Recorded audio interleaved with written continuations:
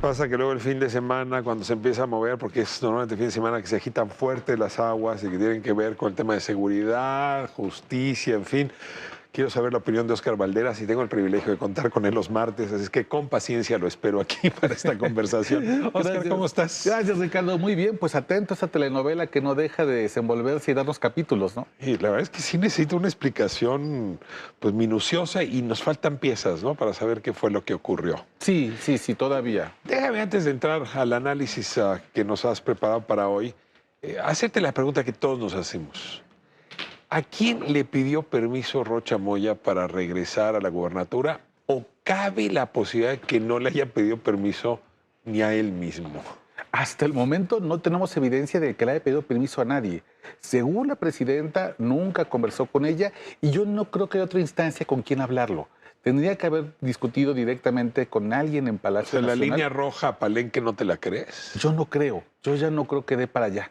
Yo creo que esa línea roja ya quedó corta y creo que tenía que pasar necesariamente por el visto bueno de la presidenta y tan no lo tenía, bueno, que fue una licencia que duró, bueno, más bien que regresó a la licencia 33 horas. 33 horas, con algunos minutitos contando. Entonces, yo sí creo que actuó de motu propio, creo que sí pensó que tendría el apoyo del presidente López Obrador. Dudo que lo haya pedido, porque creo que la respuesta natural hubiera sido, Sí.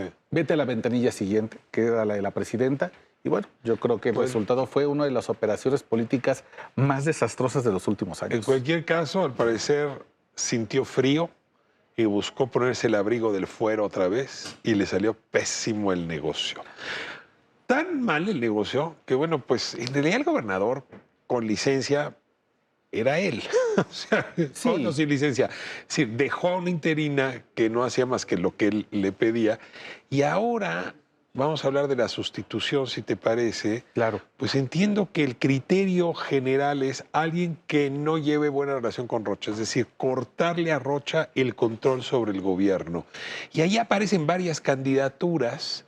Yo te rogaría, tú me comentabas que hay la candidatura de la Secretaria de Educación.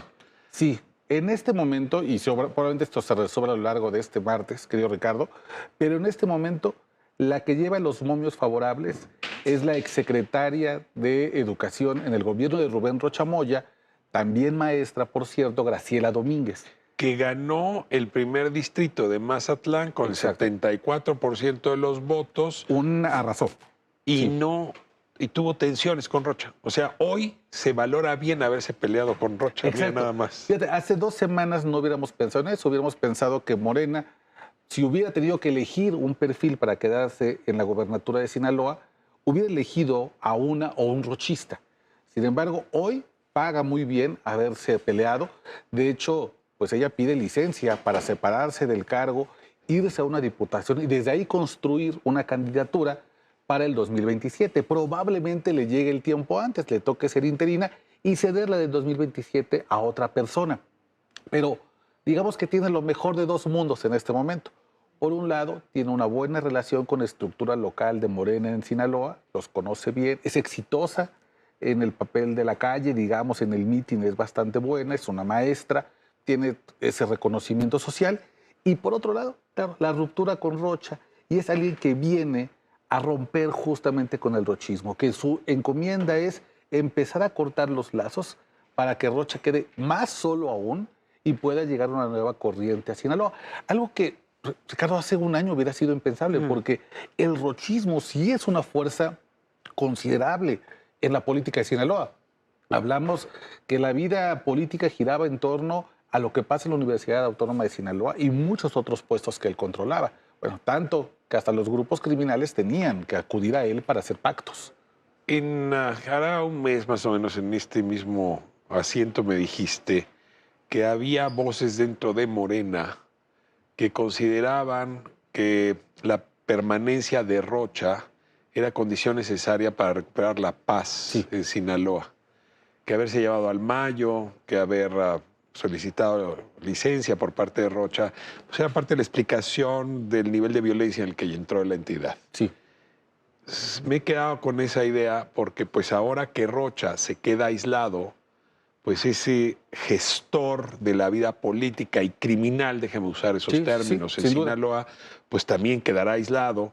Y bueno, pues a la posible gobernadora Domínguez, déjame llamarlo así, pues va a enfrentar los dilemas de la pacificación. Veía a los manifestantes diciendo, queremos a alguien que esté lejos de Rocha y queremos que se acabe la violencia, pero es que probablemente estos dos valores son antagónicos. ¿Me ayudas a desarrollar este argumento? Yo creo que no se pueden conciliar en este momento esas dos opciones. Una va acompañada de la otra.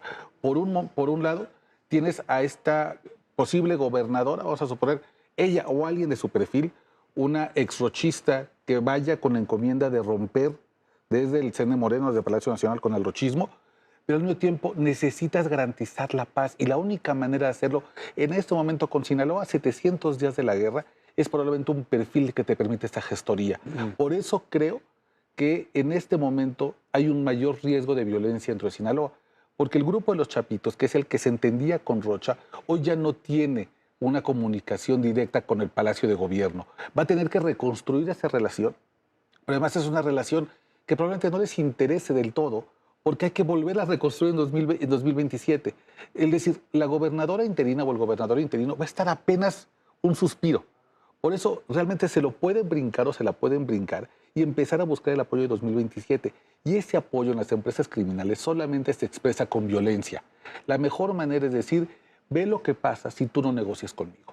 Te puedo incendiar este municipio, te puedo fregar esta zona de turismo, te puedo espantar estas inversiones. Cuando hablas del cártel de Sinaloa, estás hablando de Iván Archibaldo.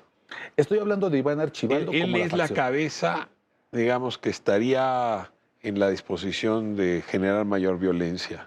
¿O estás viendo otros actores allá adentro? Yo creo que la Malliza ha probado que ha querido hacer un proceso de pacificación, un poco al estilo del Mayo Zambada, como siempre lo ha querido, siguiendo la línea, que sea la línea del Mallito Flaco, que es quien herede esa estructura.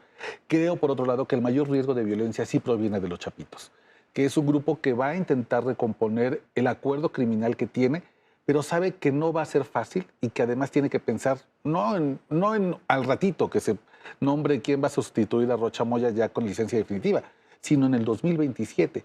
Y ese acuerdo va a pasar por necesariamente elegir a los candidatos que ellos quieren, los regidores, los secretarios de Seguridad Pública, y hemos visto que cuando se pone esa condición, los Chapitos sí actúan con mucha violencia.